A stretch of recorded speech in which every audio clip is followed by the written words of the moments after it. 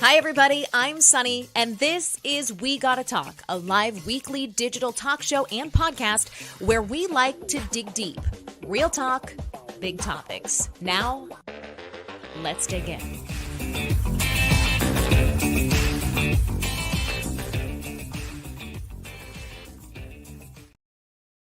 Okay, hi everybody. Welcome to We Gotta Talk. If we were in news, I would call this a breaking news edition of the podcast. It kind of technically is. I really enjoy today's guest. I also really hate having to bring him on. Dave Benson is a certified threat manager. He is a former agent with the State Department. He is a threat security assessor, and he is the guy we go to when horrible things happen, like what happened in Nashville this past week. Now, guys, listen, I'm not in news anymore. So if you're not used to getting an unvarnished version of Sunny who shares her thoughts and opinions on things, just tune out. This will be a respectful conversation about gun safety, about keeping our children and ourselves safe in public places. But inevitably, there is some room for discussion about the intersection of politics with this and legislation and how that intersects with this very dangerous trend and awful trend that we're seeing. So, just a heads up, we like to keep it as real here as possible. And I think it's important more now than ever to have some of these difficult conversations because our kids' lives are at stake as well as ours. Let's add Dave to the stream. Dave, thank you so much for joining me today. Good morning, Sunny. Good to see you. Yeah, Dave, oh God, here we are again. You've been on the show multiple times. I believe one time we had you on just sort of generically because safety in school is a topic that I like to cover. It's top of mind for many parents as we go back into the school season, but I've also had you on after other tragedies in the past. And my God, I hate that we are here again. What are your thoughts on what has changed since the last time we chatted? Anything good, anything bad? I'm looking for a beacon of hope here, Dave. Yeah, well, I think there is somewhat of a beacon of hope. We have had some potential incidents that have been foiled. The bad news, Sonny, is we don't always hear about those. One of the things I've been a proponent of, if the authorities get it right, if the community gets it right, if the school system gets it right, we really need to pay homage to that because there has to be this element of hope and what appears to be otherwise a hopeless situation, which is it's not. So the beacon of hope we've heard repeated over and over again in the wake of this shooting in Nashville is the response time, the courageous, and they deserve to be praised officers who responded. I believe it was within 3 minutes of the initial shots being fired. Yes. My God, thank God for willing and protective police officers. But the fact that we are here again leaves something to be desired. So let's start where you were going with that, and let's look at the positives. Tell me systematically, if you were looking at this from the perspective of a threat manager, assessing, of course, with what information you have currently about the school, what worked well in addition to the police response time. What else would you say? Yeah, so as we've talked about before, I'm a big proponent of the 3 R's: readiness, response, and recovery. I would much rather spend most of our time on readiness because that's training, that's preparation, helping people understand the moniker of you see something, say something. We have to add some meat on those bones. See what, say what, to who, and how do you go about doing that? There's still a pretty big gap in that, in my view.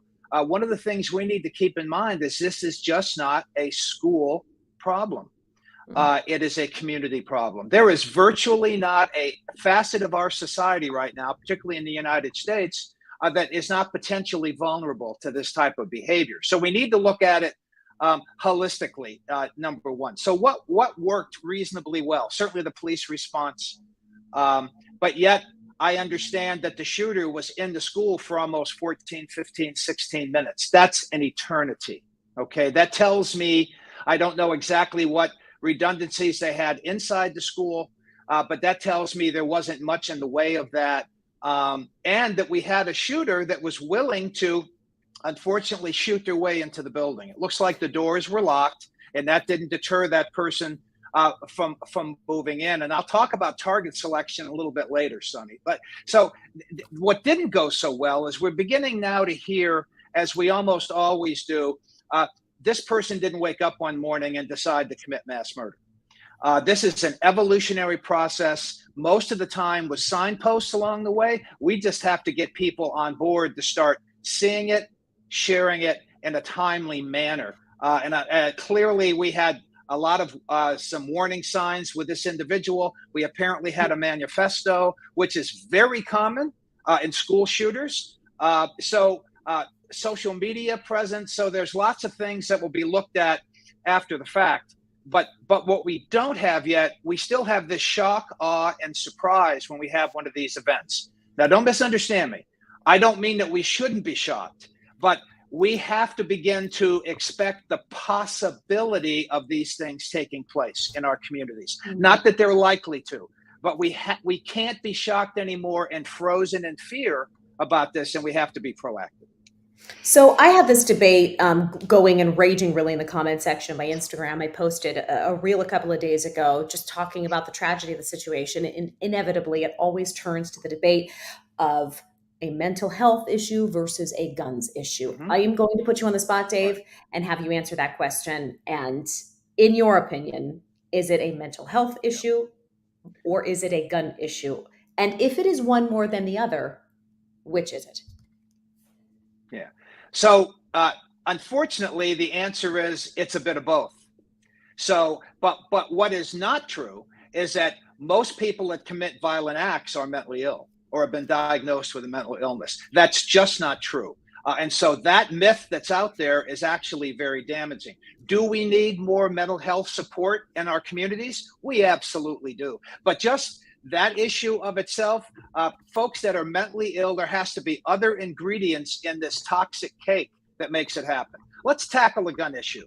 I'm a retired federal agent. They were my tools of my trade for almost 25 years. The reality of it is the access that folks have, particularly those that should not have access, and we'll talk about that in a little bit. It doesn't look like this individual should have had any business with access to firearms based upon the background.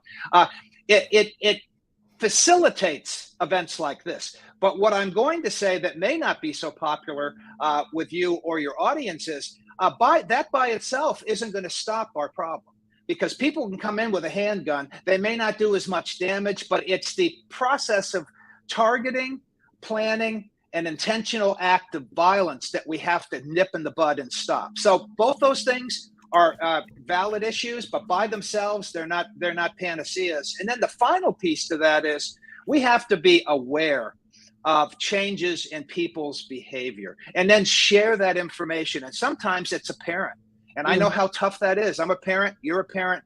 But if you see toxic changes in your child, something's got to be done with that. I heard a report, I don't know if it's validated, that her mother felt that, in fact, should not have had a gun and told that person to go ahead and return the gun to the store. That is not being proactive. That is letting somebody else know that, hey, I'm pretty uncomfortable. My child has access to a weapon. They have one at home, let alone 7, which apparently that individual had. We have to get some assistance and help on that. The fact that this is an older shooter is interesting. The fact that is potentially a transgender individual allegedly is interesting, but it doesn't motivate me to look at it differently. And so some of these are red herrings that are out there that we're hearing. Whether they're transgender or not, they're troubled. They have made a decision that their problems in their life are so severe that there are no other options than to take extreme acts, which is to harm themselves or to others. And it's that pathway to violent behavior that we need to start tackling. I think you bring up an interesting point, Dave, in the recognition of a parent seeing a child behave differently, in this case, begin to accrue weapons or a cache of weapons. I mean, red flag of all red flags. And a hard conversation we have to have with ourselves as parents raising humans. You're going to see stuff with the kid that you're uncomfortable with, but we cannot be scared to intervene. Yes, and listen, this is not an indictment on the parenting of this shooter. I am certain she is suffering in her own unique way. However, it is a really important call to parents to keep an eye on your kids, because there is no way that the weapons alone were the only sign of something going wrong. Or am I wrong here, Dave? I think we all have an issue sort of diagnosing a garden variety mental health issue with Mm-hmm. kids, which could be just, situational anxiety, or in some cases, even a depression that lasts for a period of time with actual problematic behavior. I know you're not a Right. psychologist, but put yourself in the role of a parent. What are we looking for in our own children, in the Yeah. children of people we know, that might be red flag behavior leading to a more serious issue like a shooting? Yeah, great question. So first and foremost, we are looking for changes in what we call a steady state or baseline behavior. To the extent that we know our child, we know that kid in the neighborhood, we know that person, what makes Dave Benson different now than he was 6 months ago? And in what way? Now, part of this is education, to be fair.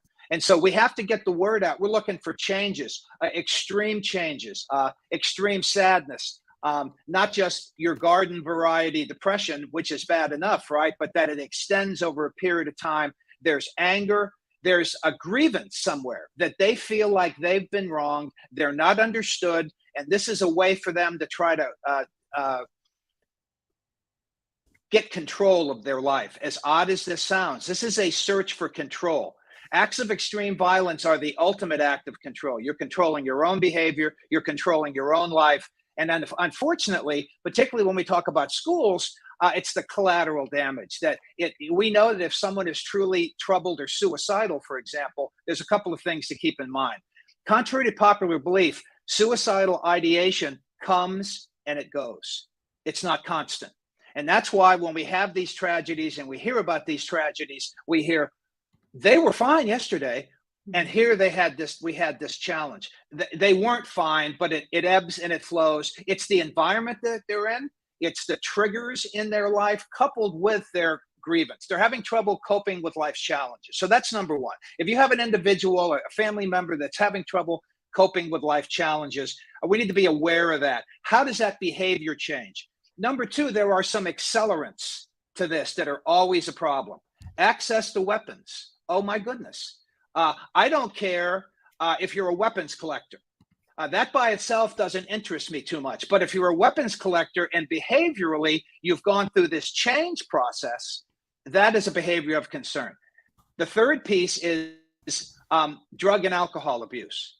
And so all these things accelerate potential behavior. You don't make great decisions. Any of us that went through college or high school and might have had a few extra drinks know that we make lousy decisions when that happens. Just magnify that like 10 or 20 times. And maybe you're thinking about hurting others, but you don't get there. But then something in your life triggers you to go from thoughts to action. So what I always tell my clients is it's not against the law to have bad thoughts.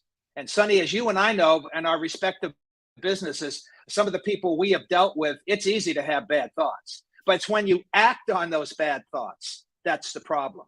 So trying to get, then the third piece or the fourth piece is understanding resources in your area. Do you need to get some help? You can't make those decisions on your own. Now, another problem here is this is a private school. And so one of the things, if folks that do their research know, private schools aren't under the same mandate to have security requirements as public schools. You may love public schools, you may hate them, but the fact of the matter is, over time here in Florida, because of Parkland, there are mandated resources in place, behavioral threat assessment teams that parents can reach out to, faculty can reach out to, that can assess this behavior before it festers into taking some kind of offensive action. You didn't have that here. So to be fair, one of the biggest gaps I've seen so far is if that person was troubled and if they discerned there was a trouble situation, they may not have understood the mechanism to get the help that they needed. The other thing is the shooter is 28 years old, is an adult. Granted, I understand living at home, but all of us that have older children understand it's bad enough when they're toddlers and teenagers to get them to comply with what you're looking for. But when you're an adult and you have some troubling situations, you're not keeping track 24/7 on what's happening. So I think a lot more will come out when we talk about the manifesto that was written. We call that leakage. Sonny, that means this person had a goal in mind, and hopefully it'll help us understand why they chose what they did. One of the concerning things about this case, they were mulling over this for a long period of time, in my view. They had apparently done some assessments of other potential sites, shopping malls, maybe another school, and they determined that the target was a little harder there, and it was a softer target here, unfortunately. And so that bespeaks sophistication, planning behavior, and actual targeting, which is even more chilling in this case. I'm speechless really to hear a school described in that way. You bring up so many good points in this, Dave. I'm going to try to remember and sort of mentally bookmark and go back. You talked about the distinction between resources available to public schools that might not, unfortunately, be available to private schools. One thing I might also add, as a parent and understanding the nuance between the administrative level of private schools versus public schools, I hate to say this, but you have a real lack of desire to confront issues in a private school sometimes. And that could be because the school is guided by a set of principles Right. outside of the law. In this case, it was religion that play into how that school is managed from an administrative level. But you also tend to have parents who are scared to be the parent of that kid. Okay. And if I'm a parent, I notice that my child is acting vastly different than he or she acted a year ago. What do I do? Do I go to the school? I mean, it sounds like this mom was saying, I know that I need the weapons to be away from her, but let's put this in the situation of a school age student and the parent of a child who is genuinely concerned about his or her child's behavior. What are the words you even say? And do you go to the school? Do you go to police? Do you go to a hospital or your doctor? That's part of the problem. Parents are thinking, okay, I know something is wrong with my child, but where the heck do I go? Yeah, and so part of that is the stigma that's attached with people that are going through life's challenges, and that there's a reluctance, number one, to go to leadership. And you're right about that. I mean, among my clientele are public, private institutions, and religious institutions, regardless of what they are. They have their image, they have their agenda that go with that. And let's just say, follow this narrative along that this shooter does identify as transgender and is a graduate of that school with very conservative values, which is their right, but that is not a place for them to necessarily get help and comfort. And from what I understand, the mother, ironically enough, is very anti gun violence, but is also very conservative. So putting yourself in that young person's shoes, they may not feel like they have any place to turn. They don't have a therapist, or they're not aware of that. So immediately, the concerning behavior becomes the communication stops. And when the communication stops, they try to fill in the sentences to their concerns. And they start thinking about where they're going to maybe lash out and how they're going to get back. And we don't know if the school was ever the primary target. Apparently, it was one of many, but it certainly appeared to play a role in this person's, shall we say, development on this pathway to violent behavior. So a lot of stuff that we don't know. First and foremost, take the stigma out of this.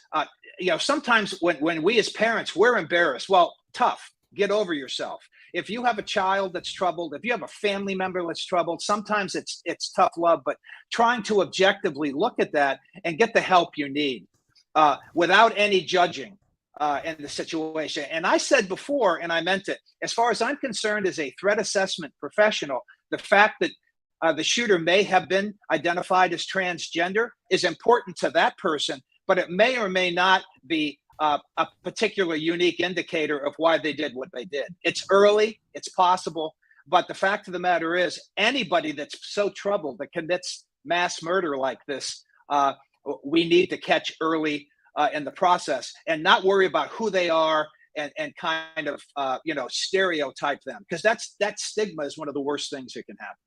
It's the stigmas with parents too. And excuse my French, but it pisses me off. Parents are concerned about image. Yeah. They're concerned about how their family is viewed in the community. And they're not concerned with the central issue, which is their child's mental health, which in this case took other people's lives. And I feel sympathetic to the shooter to a degree. But at the end of the day, for having experienced that trauma Right. before this person decided to murder other people, but the sympathy stops at that point. And I'm trying not to cast blame or to add some additional fuel to the fire, but I wish we could get that message across to parents.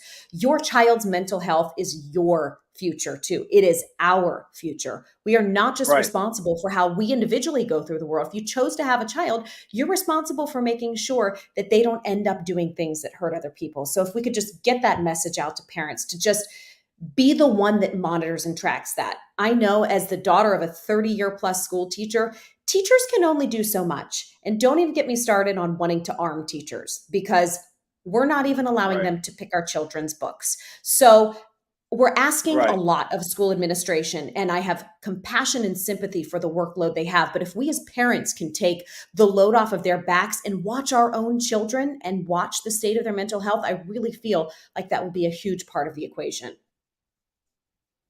It is. And getting back to this overall readiness, response, and recovery, we know, I don't think it, I know that we, with proper intervention, proper prior notice, and proactive response, we can at least mitigate and a lot of times stop these events from happening. These are not inevitable and they do not have to happen. It may not be anybody's fault per se, but as a society, we've got to step up and get resources within the community, educate parents, have workplace violence or violence prevention training programs. And unfortunately, Sonny, the other side of this, and I don't know if the school did this or not, um, uh, bad things can happen to good people and good organizations, as I've said. So we have to be able to train staff. We got to, yes, we have to train students appropriately, age appropriately. You have talked about this in the past, but they cannot just sit and wait for the cavalry to come. Mm. Because when that happens, this is what the end looks like. A tremendous response, but it didn't look like there was any particular active assailant response planning there other than locking down and setting off the alarm. And that's just not good enough in these types of situations, because we know a couple of things. When seconds count, help is minutes away. So that means the individual has to be taught options. Now, I want to be clear about this. I'm an options-based guy. So that means if you can get out of there, get away. There's no substitute for being away from the threat. Number two, if you can't get away, you need to try to find a way to spread out or barricade yourself or keep moving so you're not as viable a target. And then call out and let people know. Don't assume that someone else is going to call the police, because the time is ticking. How many times in your old industry were you all notified of an event before the police knew, right? Because of social media. So that's the other piece. And then understand there's certain things, there has to be expectations. I mean, I go back to Sandy Hook. And, you would have thought after Sandy Hook, we would have made great strides, right? But, not so much in many different areas. But I gave a briefing on this to a group. And there was a wonderful woman who just ran out of when the audience ran out in tears. And I thought, oh, my goodness, what have I said wrong? Because I knew there were some Sandy Hook survivor parents or family members there. I found out afterwards that her granddaughter was the only one in her particular classroom that had the presence of mind to run out of the room. And everybody else in the classroom lost their lives. So options are what matters here. We just can't go one and gun. Let's wait for the cavalry. And doing this ahead of time and nipping this in the bud, red flag laws. If someone that has some trouble or is diagnosed with a mental disability or whatever, it's a court situation. It's been very effective in the state of Florida. I've been personally involved in a couple of these. They're not perfect, but there's all kinds of resources that are out there. And within the community, you have social services. Do you have a clinical psychologist or child psychologist available both at the school and within the community at large? We have to tackle this from a multidisciplinary approach, because we can have a great program and we can have a school that looks like a fortress, which we don't want, but you could have that just for the sake of argument. And there is a certain type of perpetrator that will go there regardless because they're comfortable. It's a permissive setting for them. Now, one of the things that concerns me about this case is that this person had been to the school before. So for whatever reason, they had determined they were comfortable doing the act there. Now, whether it was a hard target versus soft target, we don't know yet. But I've seen very hard targets. Sandy Hook was a hard target as schools go. They'd just done some security upgrades, and the shooter did exactly what this person did and shot his way right through the door and committed the act. So it's never not just one thing, but we have to understand if we can find out what that grievance is and maybe get them some help to mitigate that. And empathic intervention is important. Punitive things, and we see it so often in schools, Sonny.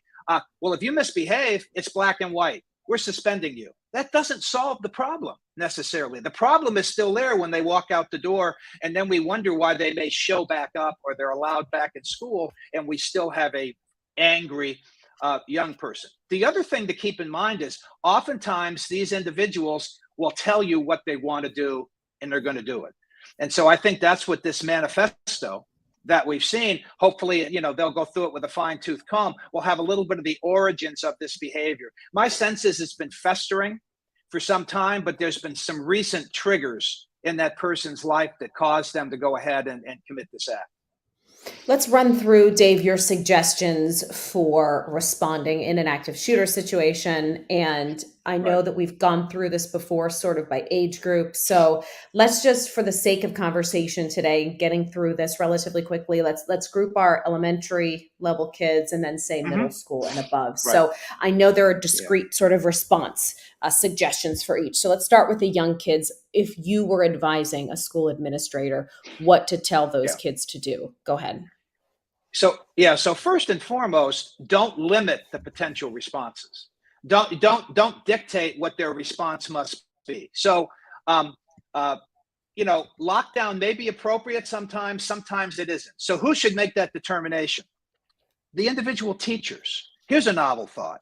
Not administration. They're not in the classroom. Maybe they're not hearing the shots. Just having them hunker down, and we saw this in other locations, and lock the door and hide in the back of the classroom, oftentimes is not suspicious. So believe what you see and hear, a phrase I'm fond of saying, and pick an option. What's your options? Yes, you can shelter in place, but there's still no substitute for getting away from the threat. If you can get away from the threat, get your students away from the threat. No one's saying a 5-year-old is going to disobey their teacher, but the staff, teachers have to have that mental permission slip to make some decisions based upon training. That's number one. Number two, get out if you can. If you can't, maybe barricading yourself is the best option. You're still looking, for options to get away from the situation. Spread out. Don't hunker together. It's a natural human response, and you do this particularly with the little kids, but you just make the target selection that much easier. So spread them out. Those teachers that have survived by locking their kids in a closet or moving them to another space, this kind of giving them that opportunity to do that is extremely important. And you keep picking options until the crisis is over. And yes, the final solution is, and it's you have to determine when and if it's appropriate, and if you're willing to do it, is to neutralize the threat. Throw fire extinguishers, throw chairs, barricade the door, tackle them, do whatever you have to do. And we've seen this with heroic teachers that have done this and saved lives. There's no such thing as a perfect scenario. So please don't train your people to say, if this happens, do this and wait. Because as I said before, these events are usually over in 5 or 6 minutes. 14 minutes is an extraordinary long time for this to happen. That means that person was roaming around the school. It is crazy. So, and this is all going to be, and then we had Uvalde, which is, the whole anathema to me. No one did anything for a better part of an hour. So it's not just a police response that matters. It's also a staff response. And that means there has to be a training program. What does that look like? Do your classroom doors lock? Little things like that. Can you pull the shades to make it more difficult to be able to spot things? All these things have got to be part of a comprehensive approach. Okay, so let me hop in here with some specific questions. So just really quickly, you're saying they should lock, right? The doors should lock. Yep. To classrooms. Yep. Okay. Here's my question. So from an administrative point of view, I think this is great. We go to our teachers or our principals and we, maybe share some of this information and say, hey, I just want to check what you guys are doing, blah, blah, blah. But as a parent, say I'm getting my kindergartner or my first grader or my second or third young kid back from school, in addition to whatever they're being taught at school, and all kids sadly are these days run through drills, am I also telling them, hey, honey, the bad guy with the gun comes in, I want you to run? Like, what do I say as a parent? What backup lesson am I doing? What Yeah. additional, Yes. I Yeah. hate to use this word, but training? Well, no, it's important because this can happen in a shopping mall. This can happen in a movie theater and has. This can happen in a theme park. So we need to understand that the options are very much the same. Basically acknowledge to your younger children, this is very scary. How are you feeling? How are you feeling about getting this training? But basically, if things don't seem right to you, and you feel like Yeah. you're in danger, or somebody else, make a decision on your behalf. You have our permission to get out of harm's way. Same way we talk about strangers, Sonny. Remember that? If Yeah. someone talks to you and you get that instinct and you go, you know what? You're not my mom, and I don't know your name, and I'm not getting in the car with you. It's kind of some of the same issues, and so making them understand that they have permission to make some decisions, particularly Mhm. for the older kids on their own behalf. And hey, look, is this going to run afoul of school systems around the country? Absolutely. I go through this with them all the time. We have a phrase at the Center for Personal Protection and Safety that we call when lockdown isn't enough. It's only one option. Make sure they know what their options are, because oftentimes kids have this intuition. If it doesn't seem right to them, get away from that situation if they can. What does that situation look like? We want to be real with our children, but we don't need to be macabre about it. But the reality of it is, it's still unlikely, even though when you turn on the TV, you'd never know it. But it's more likely than it's ever been before. So we need to be prepared as a society. Look for things like exit doors. Look for things like an escape route. Look for things like, if something doesn't seem right and you're watching this bad behavior, don't go towards it, get away from it, try to get away, call, whatever we need to do that. And so it's an options-based approach. And most of the time, children of all ages, obviously the adults with the younger kids are a key component with that. But by the time we get to middle school and high school, they're thinking for their own anyway. And so we need to have really candid conversations and what happens. The other Mhm. thing is, where you can do, what would you do if you felt like you were in danger? Could you go, down the street? Could you go to the police station? Could you find an exit? Is there a place, if they do have phones, that you can call mom or dad to let us know? Don't wait for somebody else to make that decision for you. Now, I'm not saying defy leadership and defy the teachers, but the fact of the matter is, once we get into a life or death situation, nobody knows better on what the best option is, and the best option is to get the heck away from where the threat is. Not Yeah. lock yourself in and wait for somebody to come and they go door to door to door until the police come. So that's my approach. We do this also with corporations. We do it with houses of worship.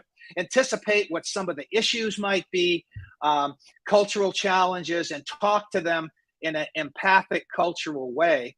The other thing is, when you have these events, we need to talk about them at home. I know we don't want to, but to Mm. the extent that the kids are aware of it, have a conversation, talk to a counselor if need be, take advantage of that. And that's only if they bring it up? I'm talking about the young ones again. Or do we actively go out of our way to say, "Hey, guys, you may have heard, ba ba ba," or like, what age do we Yeah. start I think bringing it that up? I think that's a personal decision as a parent, Yeah. but I think in this day and time of social media and television on and tablets on, I think having the conversation is better than avoiding it. I really do. Mhm. Mhm. Not only that, by talking to them about it, you're going to get a better feeling on how they're doing, right? In Yeah. case if they need some support, emotional support. So, I mean, we're not going to talk to toddlers. We talk to toddlers about bad people without Good. going into too much detail. But the older they get, the more appropriate it is. When I used to teach martial arts back when dinosaurs ruled the earth, I used to talk to young kids about safety. We're amazed at just how much they recognize and how cognizant they are when something doesn't seem right, if you Mm. talk about it in kind of an age appropriate way. So I think you want to talk about it anytime they're in a gathering, anytime they're by themselves, if they go to a concert, if they're at cheer practice, whatever it might be, these issues potentially could happen. I had a colleague the other day, and I was a little surprised that he said this. He said, I never thought that it would happen to a small Christian school like this. Don't think that way.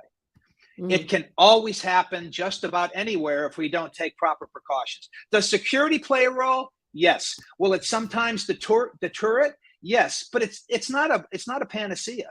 You can have decent security and still have an active assailant event or an act of extreme violence. So we need that combination of awareness, training, understanding of what to report, who to report it to in your community, how to report it, and if there's a school mechanism where there's an extra piece in there in your school system, have those conversations, because the public school systems, at least in Florida, have that added mechanism of behavioral threat assessment teams that will actually assess the behavior. And they work, law enforcement, by the way, is part of those teams. And so what that means is that they'll go knock on the door of a troubled child. They'll go talk to mom and dad and say, hey, sorry to ruin your day, but we have a reason to believe there's a sawed-off shotgun underneath your kid's bed. That was a real story. They pushed it and they found it because he had leaked the information. But if you don't share it, if you don't know how to respond, we get stuck, and then we get surprised when we have an act like this. And it really shouldn't be surprising. It's sickening.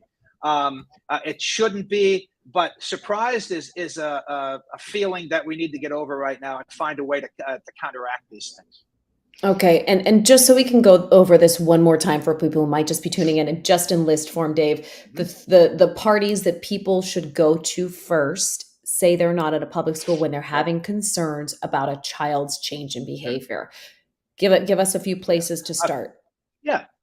If you have a local youth counseling center or a clinicians that specialize in child psychology or whatever, get that person the help that they might need. The worst thing that's going to happen is that they might feel better and it wasn't that big a deal, but at least you've set the tone to be able to do that. And then recognize signs and symptoms. So we're looking for changes in behavior. Johnny has always been kind of a quiet, mild-mannered child. Now he seems to be angry, more vociferous about violent tendencies, has more extreme opinions and behaviors. Now, you might say that's part of growing up in adolescence, but to the point that you're concerned because there's been such a change, there's a reason for that change. So we need to get a handle on what that is. Any resources? There's large police departments now that have community policing that will assist with this too. We want to avoid punitive behavior. We want to avoid punitive actions. We want to be empathic. We want to be effective, but we don't, because punitive actions will sometimes beget or trigger more violent, inappropriate behavior. Okay, very interesting. We can't have this conversation, Dave, without, and I'm not asking you to share your personal opinion if you are not comfortable with it, but without discussing access to weapons and the gun control issue. There have been initiatives that have gotten so close to passing to ban, and I'm going to use this term and I've gotten corrected on it. So tell me if I'm wrong, assault style weapons. I've been told that's not the correct terminology anymore, but what I'm referring to are high capacity magazines, lots of bullets at once. And we know that we've gotten close legislatively to banning these sorts of weapons before, and it hasn't happened. In your mind, would more intense or more focused gun control have an impact on lessening school shootings?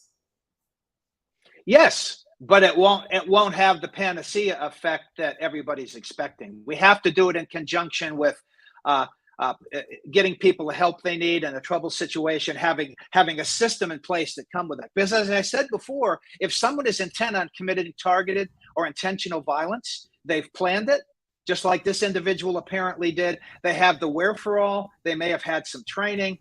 They've rehearsed this, and they'll do it with a revolver or a handgun if they have to. So make no mistake, Dave Benson thinks we do need to have responsible weapons ownership and responsible gun laws. Yes, but it is not the only answer, because I know I've seen that and I've watched it.